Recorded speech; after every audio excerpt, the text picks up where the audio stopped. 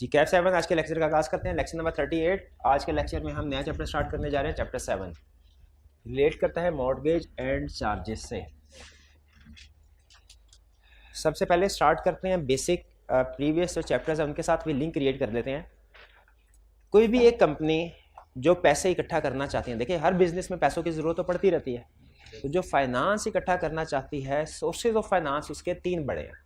किसी भी कंपनी के लिए 3 बड़े सोर्सेज ऑफ फाइनेंस हैं। सोर्सेज ऑफ फाइनेंस का मतलब कि पैसा कहाँ से इकट्ठा कर सकती है कंपनी।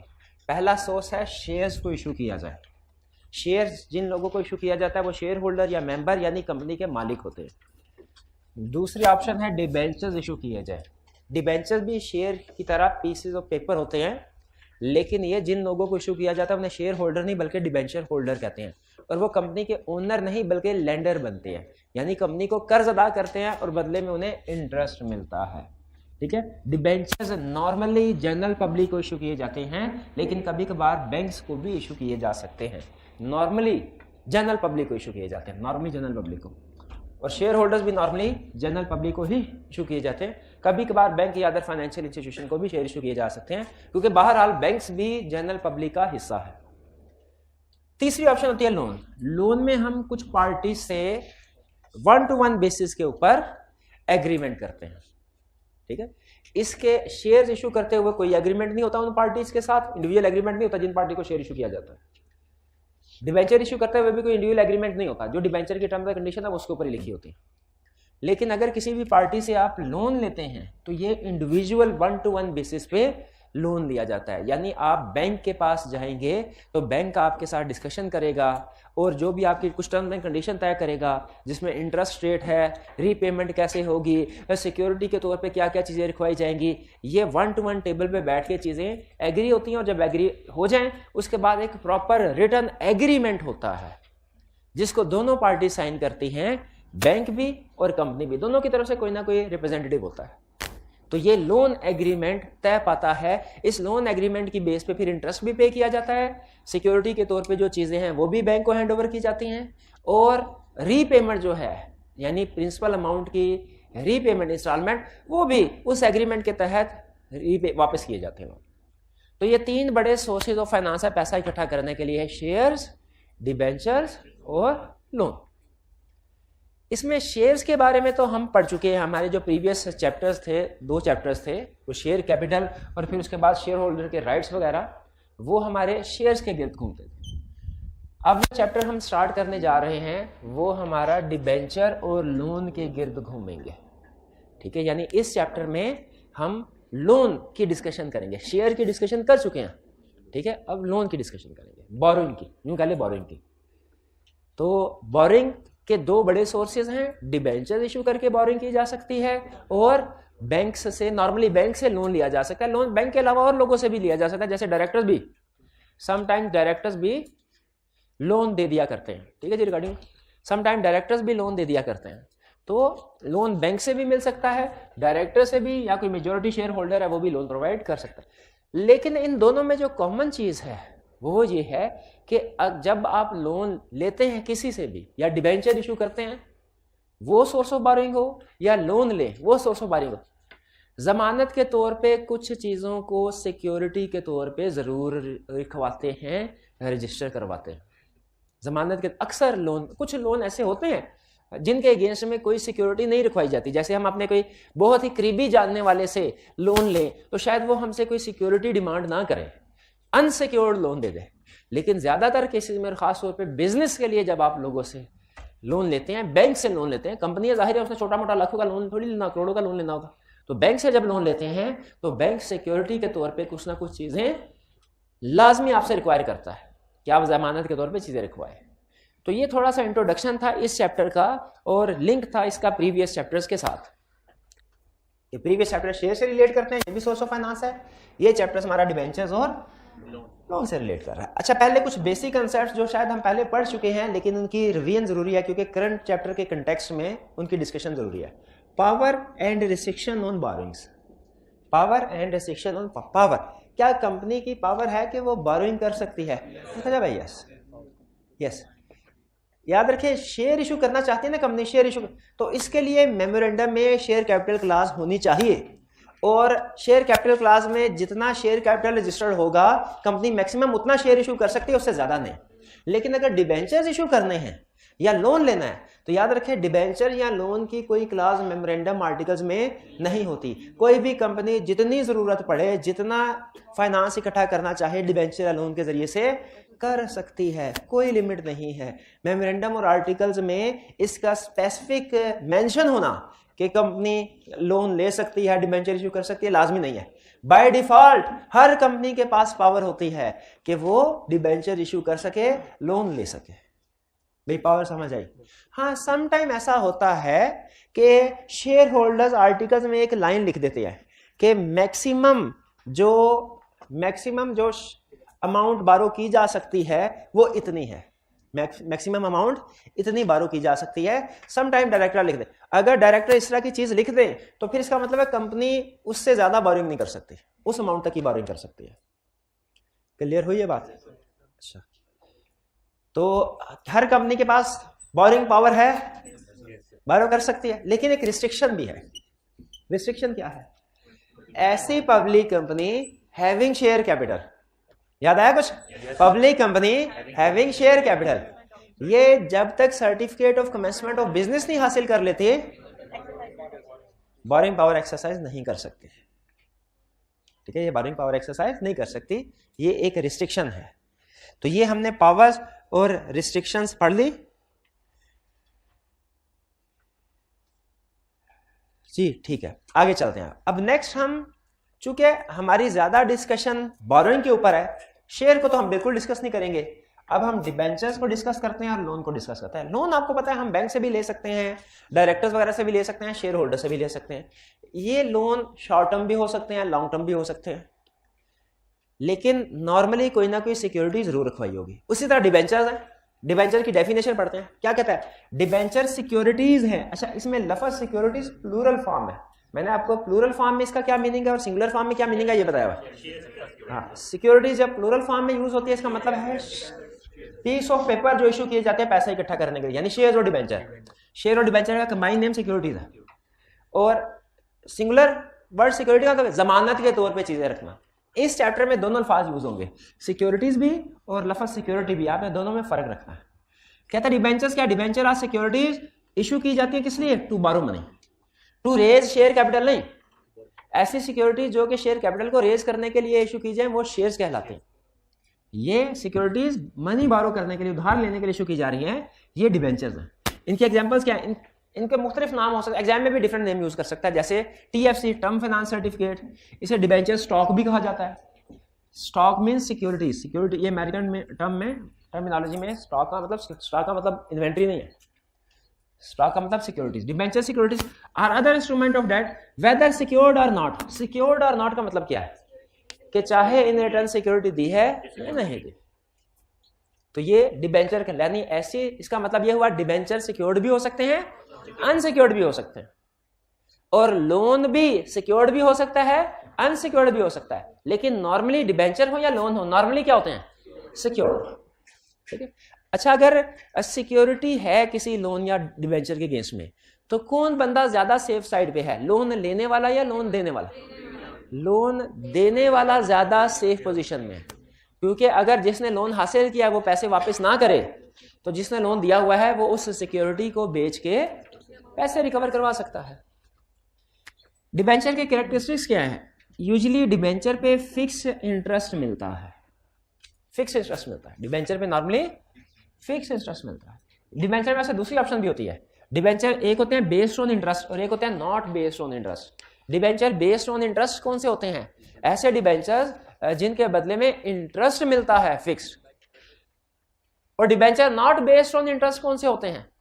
ऐसे डिबेंचर्स जिनके बदले में इंटरेस्ट नहीं मिलता, क्योंकि इंटरेस्ट हराम, सूद हराम है।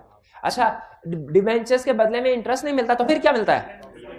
नहीं, डिविडेंड भी नहीं उसे कह सकते, उसे कहते हैं डिबेंचर नॉट, नहीं इंटरेस्ट नहीं मिलेगा, प्रॉफिट में से हिस्सा मिलेगा, प्रॉफिट में से हिस्सा मिलेगा, लेकिन उसे हम डिविडेंड नहीं कहेंगे, क्योंकि डिविडेंड तो शेयर्स में मिलता है और डिबेंचर शेयर्स नहीं है। डिबेंचर शेयर्स नहीं है, शेयर्स शेयर है या प्रेफरेंस शेयर्स शेयर है। डिबेंचर बेस्ड ऑन इंटरेस्ट ये भी शेयर नहीं है, और debenture not based on interest, हाँ इंटरेस्ट नहीं, प्रॉफिट में से हिस्सा मिलेगा, प्रॉफिट पार्टिसिपेशन होगी। और फर्दर डिबेंचर की कैरेक्टरिस्टिक क्या है, इनके साथ कोई वोटिंग राइट्स अटैच नहीं है, यानी जो डिबेंचर होल्डर है ये जनरल मीटिंग में वोट कास्ट नहीं कर सकते। अपनी कोई डिबेंचर होल्डर्स की मीटिंग हो तो उसमें कोई डिस्कशन पार्टिसिपेशन कर सकते हैं, मीटिंग में इनका कोई रोल नहीं होगा। यूजुअली डिबेंचर्स रिडीमेबल होते हैं और शेयर्स यूजुअली इररिडीमेबल होते हैं। डिबेंचर रिडीमेबल है और शेयर्स नॉर्मली इररिडीमेबल है।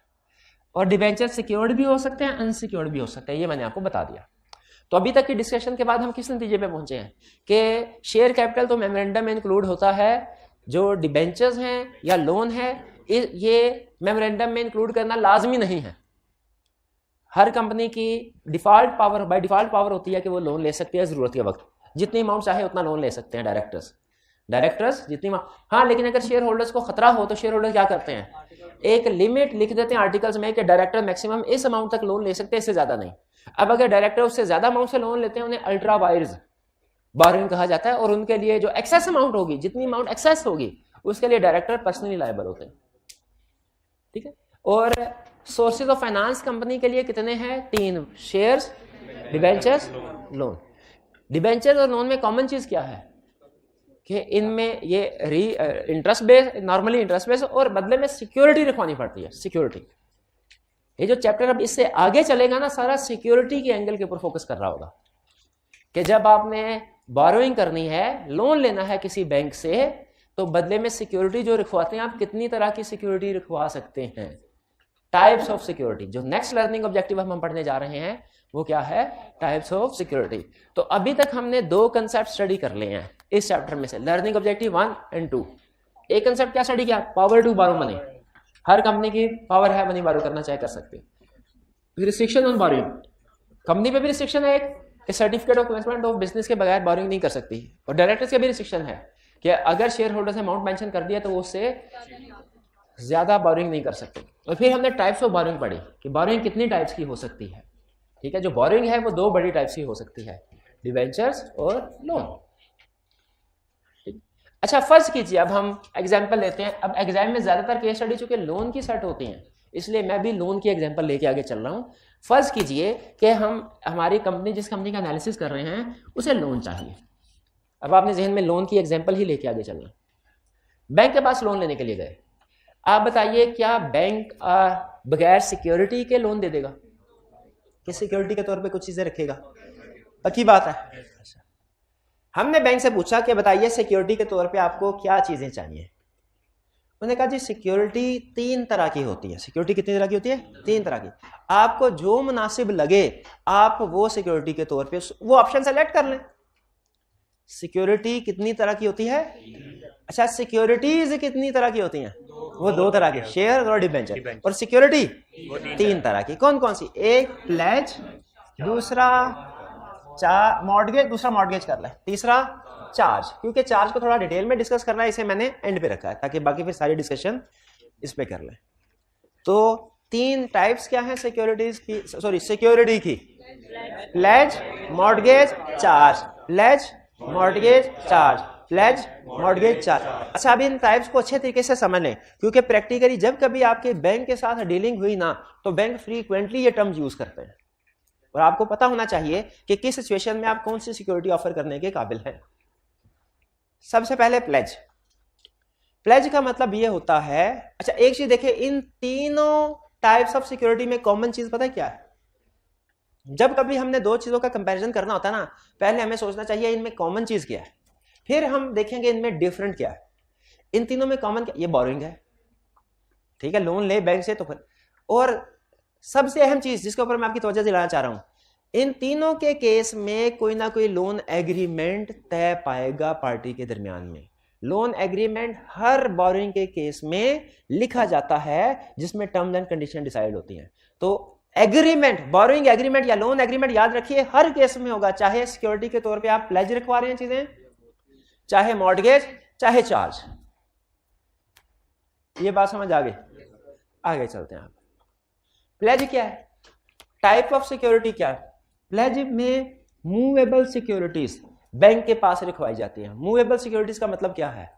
अच्छा, आपने एक टर्म सुनी होगी करंट एसेट और नॉन करंट, लेकिन बैंकिंग सेक्टर में ज्यादातर जो टर्म बोली जाती है वो मूवेबल और इमूवेबल प्रॉपर्टी की बोली जाती है। मूवेबल प्रॉपर्टी क्या है? जो एक जगह से दूसरी जगह आसानी से ट्रांसफर हो सकती है, और इमूवेबल जो एक जगह से दूसरी जगह ट्रांसफर नहीं हो सकती। मूवेबल प्रॉपर्टी की एग्जांपल क्या है? गाड़ी, ठीक है, इन्वेंट्री, ज्वेलरी आइटम्स वगैरह, ये मूवेबल इन्वेंट्री आइटम। और इमूवेबल प्रॉपर्टी कौन सी? Land, building, machinery, plant and machinery. अच्छा, मशीनरी पे ना एक आपको एडिशनल चीज बता दूं, कुछ मशीनरी ऐसी होती है जो आसानी से एक जगह से दूसरी जगह मूव की जा सकती है, थोड़ा भारी होती है, थोड़ा बहुत मेहनत लगती है, लेकिन कुछ मशीनरी ऐसी होती है जो लैंड के साथ फिक्स हो जाती है, जो लैंड के साथ फिक्स हो जाती है। जैसे अगर आप देखें तो आप जिस बेंच पे बैठे हो ना, इसको फिक्स कर दिया गया है, ठीक है, नहीं उतर सकती है फिर, लेकिन नॉर्मली अब ये जब तक इसके साथ लगी हुई है, ये इमूवेबल प्रॉपर्टी है, ये इमूवेबल की डेफिनेशन में आएगी, बैंक इसको इमूवेबल कंसीडर करेगा, ठीक है। तो बहरहाल प्रॉपर्टी की दो टाइप, मूवेबल और इमूवेबल। ये बात समझ आ गई आपको?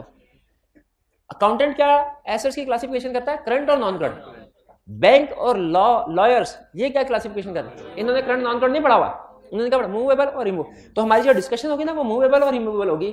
बहरहाल जनरली मूवेबल करंट एसेट्स होती हैं, इमूवेबल नॉन करंट एसेट, ठीक है, लेकिन टर्म्स में फर्क है। आपने यहाँ पे करंट नॉन करंट की टर्म यूज नहीं करनी, मूवेबल और इमूवेबल की। प्लेज में क्या होता है कि कोई मूवेबल प्रॉपर्टी ले जाके बैंक के हवाले कर दी जाती है, फिजिकल पोजेशन बैंक की होती है। टाइप ऑफ सिक्योरिटी मूवेबल है, पोजेशन किसकी पोजेशन में होती है? लैंडर कौन होता है? लैंडर मीन सेंडर, जिसने लोन दिया हो, और जिसने लोन लिया हो उसे क्या कहते हैं? बोरोअर। लैंडर और बोरोअर ये टर्म यूज होंगी, आपने बड़े ध्यान से इनमें फर्क ज़हन में रखना है। जब कभी बैंक का केस आएगा तो बैंक क्या होगा, लैंडर या बोरोअर? बैंक हमेशा बैंकर लैंडर होगा, बैंकर हमेशा लैंडर होगा, वो लोन दे रहा होगा। तो प्लेज में मूवेबल आइटम्स होती हैं जो बैंकर या लैंडर की पोजीशन में चली जाती हैं। एग्जाम्पल क्या है? इन्वेंट्री। जब आप बैंक से लोन लें और बदले में इन्वेंट्री बैंक के हवाले कर दें, इसे क्या कहते हैं? प्लेज, ठीक है। हमारी जो शुगर इंडस्ट्री है, ये अक्सर जब बैंक से लोन लेना हो तो जो चीनी की बोरियां होती हैं ये बैंकर की कस्टडी में दे देती हैं और बदले में लोन लेती है। फिर जैसे जैसे रीपे कर लेते हैं, बैंक इनकी इन्वेंट्री को रिलीज करता रहता है। ये प्लेज की एग्जांपल है, कॉमन एग्जांपल। जो लोन लिया होता है क्या उसके इक्विवेलेंट अमाउंट की चीज होनी चाहिए? नहीं, बैंक नॉर्मली मार्जिन रखता है 20, 25%, 30%, वो डिपेंड करता है सिक्योरिटी के रिस्क पे। शेयर की प्राइसेस नॉर्मली ज्यादा फ्लक्चुएट होती हैं, शेयर सिक्योरिटी के तौर पे रखवाएंगे, प्लेज करवाएंगे ना, तो बैंक अपना मार्जिन ज्यादा रखता है। गोल्ड में इतनी ज्यादा रिस्क नहीं होता क्योंकि नॉर्मली प्राइसेस इंक्रीज ही हो रही थी, उसमें भी बैंक मार्जिन रखता है, लेकिन कम, शायद 10% रखेगा, लेकिन बैंक हमेशा कुछ ना कुछ मार्जिन रखता है, कंफर्म है ये बात। वो 20% से लेकर 30% के दरमियान में होता है ऑन एवरेज। तो अगर आप 1 लाख का लोन लेंगे ना बैंक से, बैंक आपसे कहेगा 1,20,000 की सिक्योरिटी मेरे पास रखवाएं, ठीक है। तो ये अच्छा, हमारी कॉमन डे लाइफ में भी हम मॉर्टगेज की, सॉरी, प्लेज की एक एग्जांपल देखते हैं। अगर बैंक के पास कोई ज्वेलरी रखवा के लोन लिया जाए, ये कौन सी एग्जांपल होगी? प्लेज। प्लेज, ये क्या होगी? प्लेज। प्लेज में मूवेबल प्रॉपर्टी किसकी पोजीशन में चली जाती है? लैंडर यानी बैंक के। ये क्लियर हो गया? अब आगे चलते हैं। मॉर्टगेज, प्लेज है मूवेबल और मॉर्टगेज है इमूवेबल, यानी प्रॉपर्टी, लैंड, बिल्डिंग इमूवेबल है तो ये 100% श्योर है कि ये लैंडर की पोजीशन में प्रॉपर्टी नहीं जाएगी, क्योंकि कोई अपना घर उठा के तो बैंक को सिक्योरिटी के तौर पे नहीं दे सकता, घर तो उधर ही रहेगा। तो टाइप ऑफ मॉर्टगेज में कौन सी टाइप ऑफ सिक्योरिटी है? इमूवेबल। और इसमें पोजीशन किसकी रहती है? बोरोअर की। इसीलिए बोरोअर मॉर्टगेज में ज्यादा कंफर्टेबल रहता है प्लेज की निस्बत, क्योंकि प्लेज में वो जो एसेट बैंक के हैंडओवर कर देता, अब इस एसेट को इस्तेमाल नहीं कर सकता, जबकि मॉर्टगेज के केस में वो उस एसेट को इस्तेमाल भी कर सकता है, लैंड, बिल्डिंग वगैरह। अच्छा, लेकिन यहाँ पे क्वेश्चन ये है, जब जिस एसेट को मॉर्गेज करवाया जा रहा है जब वो बोरोअर की पोजेशन में ही है तो बैंक कैसे सिक्योर हुआ? उसके जो लीगल डॉक्यूमेंट्स है ना, टाइटल डॉक्यूमेंट्स, ये ट्रांसफर किए जाते हैं लैंडर को। टाइटल डॉक्यूमेंट्स ट्रांसफर किए जाते हैं लैंडर को। यहाँ पे एक चीज अच्छे तरीके से समझ लीजिएगा, टाइटल डॉक्यूमेंट्स क्या होते हैं? जो मालिकाना हकूक, आम ज़बान में जिसे आप कहते हैं रजिस्ट्री, इंतकाल, फर्द वगैरह इस तरह के अल्फाज इस्तेमाल करते हैं, वो टाइटल डॉक्यूमेंट्स हैं जो साबित करते हैं कि आप किसी घर के मालिक हैं। आपने जब कभी घर सेल करना होगा ना, कोई प्रॉपर्टी, टाइटल डॉक्यूमेंट्स के बगैर घर सेल नहीं हो सकता। ठीक है, यहाँ पे एक चीज जो समझने वाली है वो ये कि जब हम कहते हैं ना कि मॉर्गेज में टाइटल डॉक्यूमेंट्स बैंक को ट्रांसफर होते हैं, जब हम कहते हैं मॉर्गेज में टाइटल डॉक्यूमेंट्स बैंक को ट्रांसफर होते हैं, इसका यह मतलब नहीं है कि हम घर बैंक के नाम पे लगा देते हैं। नहीं, घर हमारे नाम पे ही होता है। टाइटल डॉक्यूमेंट्स में भी यही होता है कि हमारा नाम लिखा हुआ है उसके ऊपर। हम सिर्फ ये डॉक्यूमेंट्स को इकट्ठा करके ये बैंक के हवाले कर देते हैं। ये है ट्रांसफर का मतलब। क्योंकि जब कोई चीज किसी दूसरे के नाम पे ट्रांसफर कर देंगे ना, वो फिर सिक्योरिटी नहीं रहती, वो फिर सेल हो जाती है। वो तो सेल हो जाती है जब ओनरशिप, तो इसमें किसी में भी ओनरशिप चेंज नहीं होती, ओनरशिप चेंज नहीं होती। तो टाइटल डॉक्यूमेंट्स, अच्छा, जब टाइटल डॉक्यूमेंट्स ट्रांसफर हो जाते हैं तो बैंक कैसे सिक्योर्ड रहता है भला? क्यों सिक्योर्ड? क्योंकि अब अगर आप चाहें भी तो बैंक की इजाजत के बगैर इसको सेल नहीं कर सकते। बैंक की इजाजत के बगैर उसको सेल नहीं कर सकते। ये कंसेप्ट समझ आया? लेकिन याद रखिए, मॉर्गेज में डॉक्यूमेंट्स ट्रांसफर हो रहे हैं, डॉक्यूमेंट ट्रांसफर हो रहे हैं, लेकिन इसको कमीशन के पास एंट्री नहीं इसकी करवाई जा रही। कमीशन के पास, रजिस्ट्रार के पास इसकी एंट्री नहीं कर, फिलहाल टाइटल डॉक्यूमेंट्स ट्रांसफर हो रहे हैं, लेकिन इसको कहीं पे रजिस्टर, फिलहाल ये टाइटल डॉक्यूमेंट काफी होते हैं। वैसे आगे चल के हम प्रोविजन पढ़ेंगे रजिस्ट्रेशन के बारे में, फिलहाल रजिस्ट्रेशन के बारे में नहीं सोचना। मॉर्गेज क्लियर हो गया? प्लेज और मॉर्गेज में बेसिक डिफरेंस क्या है?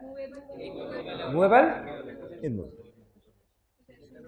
पोजेशन प्लेज में बैंक के पास चली जाएगी, लेंडर के पास, मॉर्गेज में बोरोअर के पास। अब आते हैं चार्ज। चार्ज में सबसे इंटरेस्टिंग चीज पता है क्या है?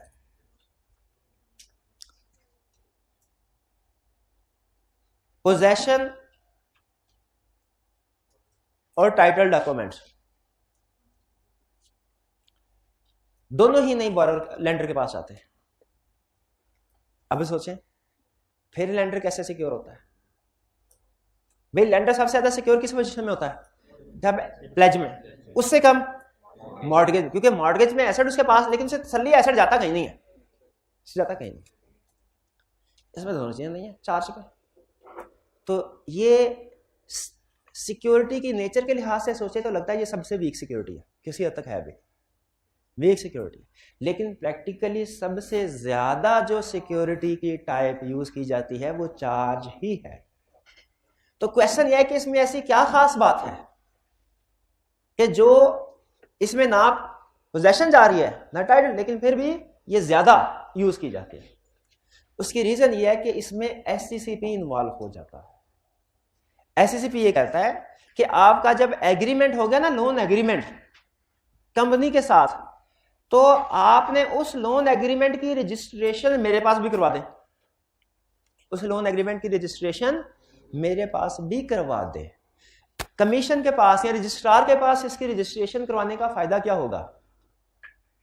क्योंकि वो ये कहता है कि देखिए, कमीशन कहता है मैं कंपनी का रेगुलेटर हूं, कंपनी जितनी मेरी बात मानेगी ना उतनी शायद किसी और की बात ना माने, तो मैं तो कंपनी का बाइंडिंग का ऑर्डर भी इशू करवा सकता हूं।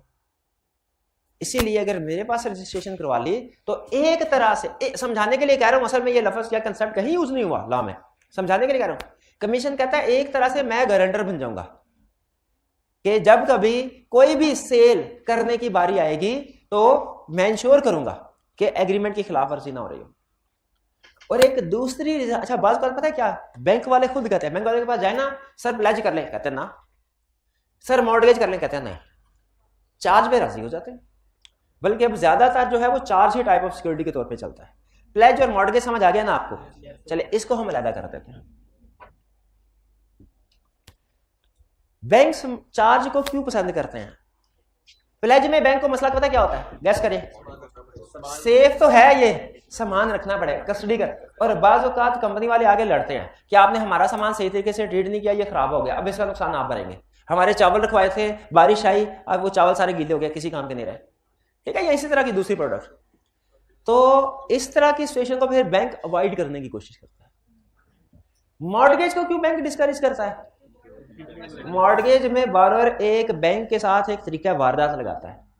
बैंक को जेन्युइन कागज दे देगा और फिर जाके पटवारी के पास 5,000 रुपया उसे देगा, उससे कहेगा मैं वापस आ रहा था और रास्ते में डाकू आए, जो कुछ था मेरे से छीन के ले गए, उसमें ओरिजिनल डॉक्यूमेंट भी, मुझे बराए मेहरबानी डुप्लीकेट डॉक्यूमेंट इशू करें। डुप्लीकेट डॉक्यूमेंट इशू करवा के किसी दूसरे बैंक के पास चला जाएगा।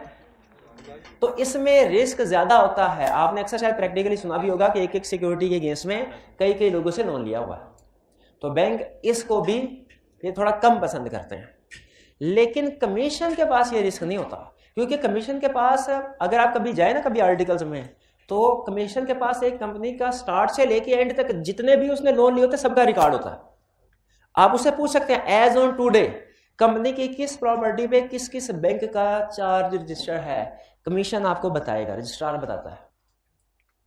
तो फीस होती है, पैसे लेके से मुराद फीस होती है, उसकी कुछ फीस लेके वो ये रिपोर्ट दे देता है और वो अप टू डेट रिपोर्ट होती है। उसमें ये डुप्लीकेशन का या ये कि जी एक बैंक को पता है और दूसरे बैंक को नहीं पता कि इस सिक्योरिटी को कहीं और पे रजिस्टर किसी और बैंक से लोन लिया कि नहीं, ये रिस्क खत्म हो जाता है सब। इसीलिए चार्ज को ज्यादा बेहतर कंसीडर किया जाता है।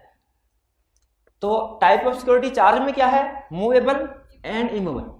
यानी इसका मतलब है आपने चार्ज क्रिएट करना है तो आप इन्वेंट्री पे भी क्रिएट कर सकते हैं, आप बिल्डिंग लैंड एंड बिल्डिंग भी क्रिएट कर सकते हैं, और मजे की बात इवन डेटर्स पे भी चार्ज क्रिएट कर सकते हैं। डेटर पे चार्ज क्रिएट करने का मतलब पता क्या है कि डेटर से right to receive cash bank का हो जाएगा। लेकिन जब आप कंपनी डिफॉल्ट करेगी तब, जब कंपनी डिफॉल्ट करे ना, तो फिर अगर डेटर पे चार्ज क्रिएट करवाया हो तो डेटर से जो पैसे रिसीव करने हैं ये कौन करेगा? बैंक रिसीव करेगा। ठीक है भाई, ये बात समझ आई? अच्छा, अब आपको एक चीज बता दूं, पहले ये रिक्वायरमेंट होती थी कि कुछ सिक्योरिटी को रजिस्टर करवाना लाजमी नहीं है, कुछ को लाजमी होता था। लेकिन अब प्रोसेस को सिंप्लीफाई किया जा रहा है। तो वो ये कहते हैं कि बजाय ये कि सिक्योरिटी को अपने 2-2, 3-3 जगह पे जाके रजिस्टर करवाना हो, हर तरह की सिक्योरिटी को कमीशन के पास रजिस्टर करवा लें।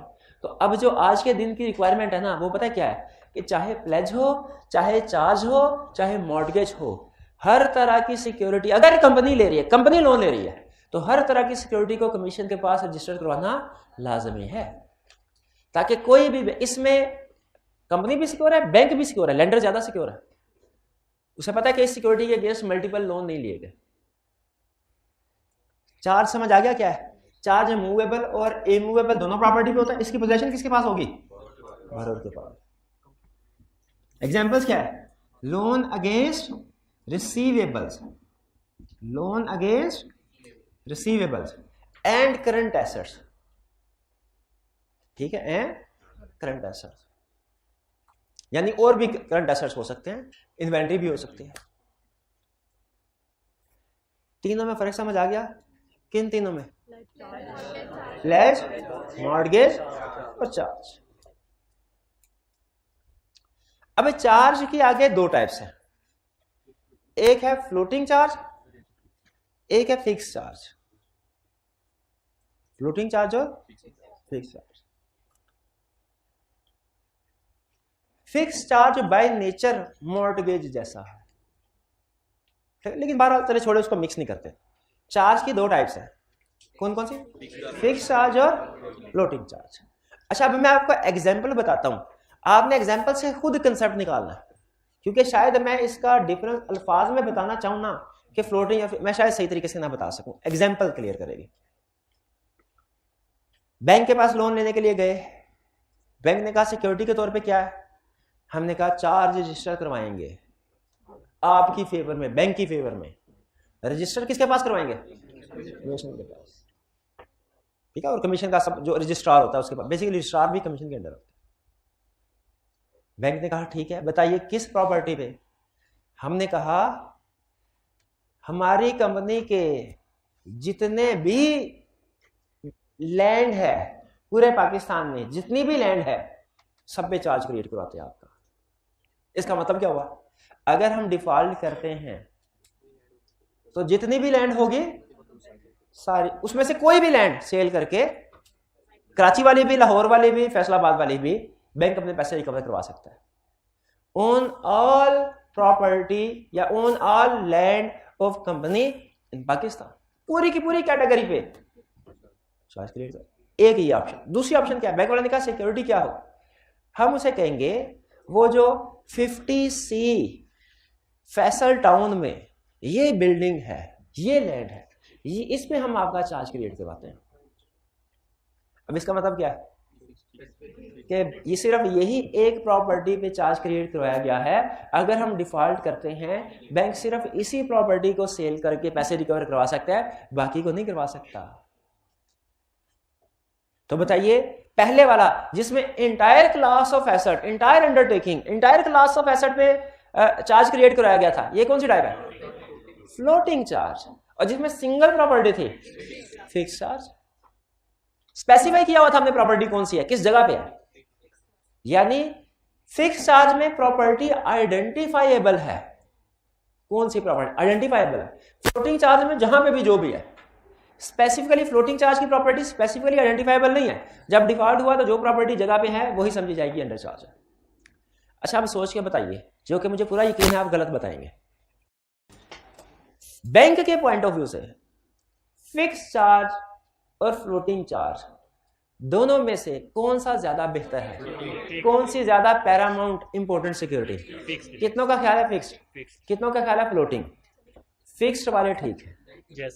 उसकी रीजन पता है, बज़ाहिर ये लगता है कि फ्लोटिंग में तो सारे पाकिस्तान की प्रॉपर्टी कवर हो गई और फिक्स में सिर्फ एक प्रॉपर्टी। देखिए, इससे फर्क क्या पड़ता है?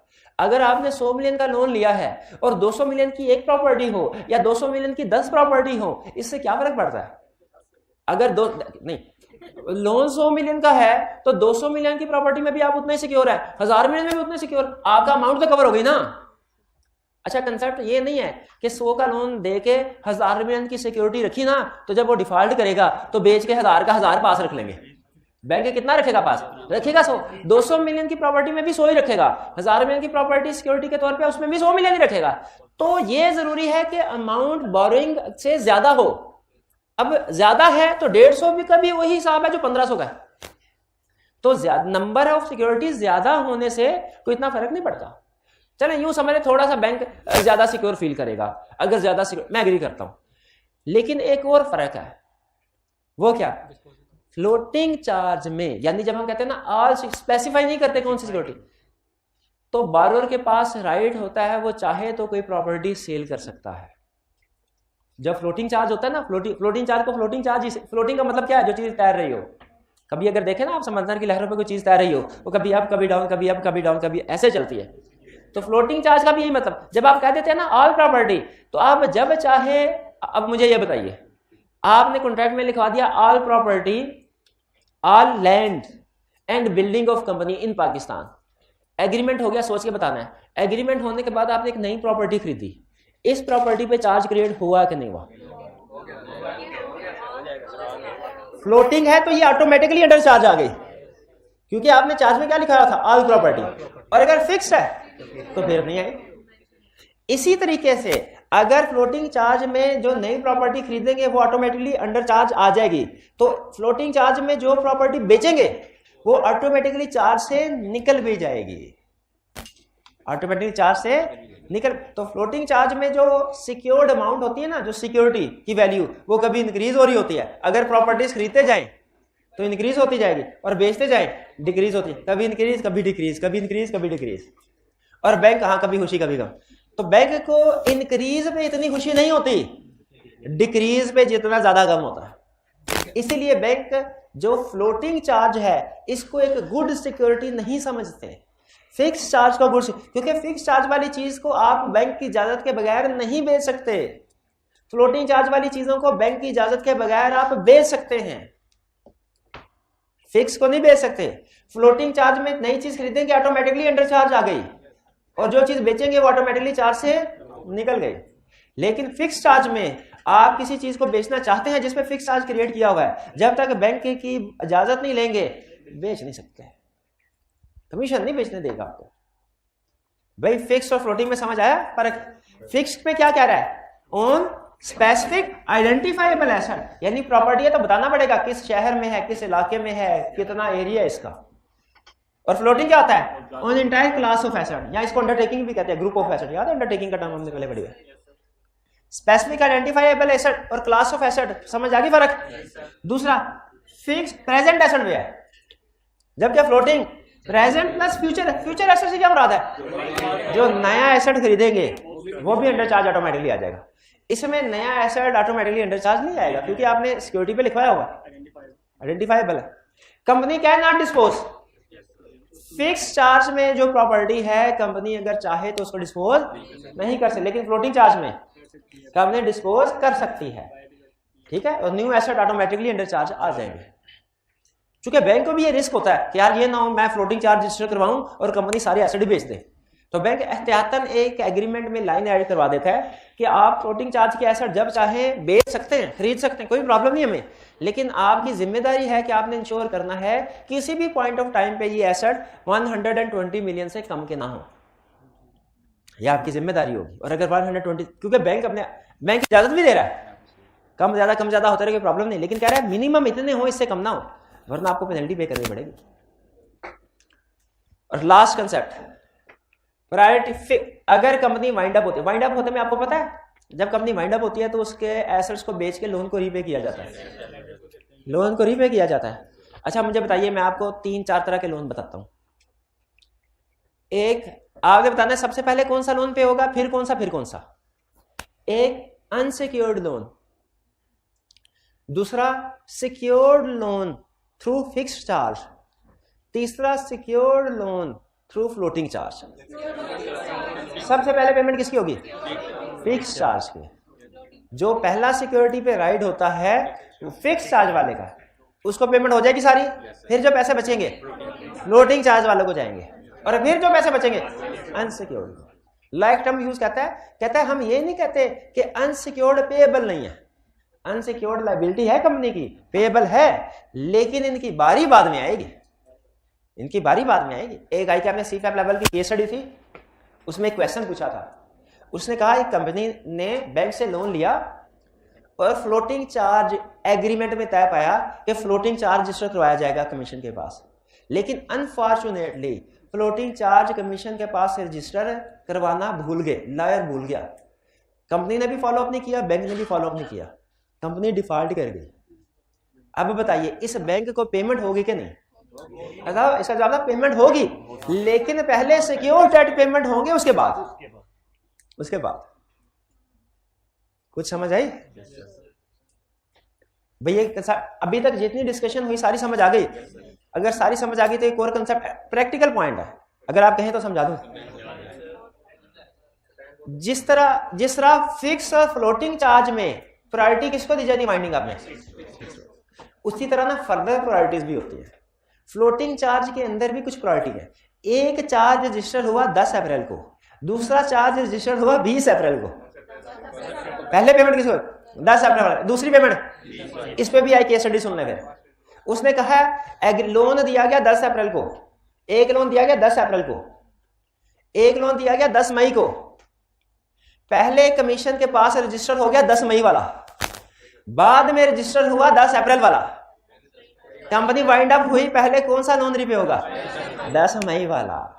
कमीशन ये कहता है मैं तब देखूंगा मेरे पास कौन आया और कब आया, जो मेरे पास आके पहले रजिस्ट्रेशन करवा गया मैं उसका राइट समझूंगा, ठीक है। जिसने रजिस्ट्रेशन ही नहीं करवाई या लेट करवाई उसको उस लिहाज से क्यू में रखेंगे। तो ये समझ आया आपको? फिक्स और फ्लोटिंग ये असल में होता है जब रीपेमेंट की बारी आई ना, तब अहमियत का पता चलता है फिक्स चार्ज कितना अहम था, फ्लोटिंग चार्ज कितना अहम था। क्लियर? अब आपने क्या करना है, आज की आपकी होम असाइनमेंट कोई रिटर्न क्वेश्चन नहीं है, सिर्फ पढ़ना है और याद करना है। ये 3 लर्निंग ऑब्जेक्टिव 1, 2 और 3 चैप्टर 7 के। क्लियर? आज का लेक्चर यहाँ खत्म करते हैं। अल्लाह हाफिज।